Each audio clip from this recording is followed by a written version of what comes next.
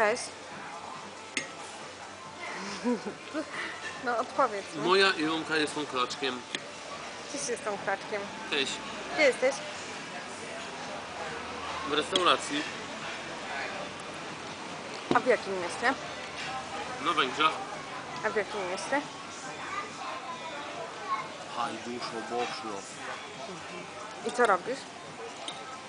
Właśnie nie wiem. Nie wiesz co robisz? W Co tej robisz w chwili tej restauracji? jem gyrota. Dobry gyros? Dobre, ale mam nadzieję pójść po jedzeniu do akuparku, wyłożyć się i spać na leżaku. Ale pada.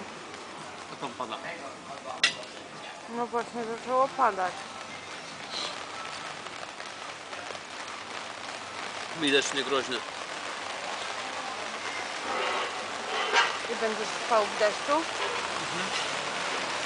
Kiedy leje?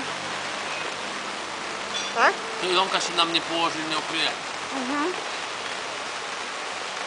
Ale to Ilonka cała zmoknie wtedy. No ale ja będę suchy. Ale ja będę mokra. Ja będę suchy. Boisz się deszczu? Bardzo.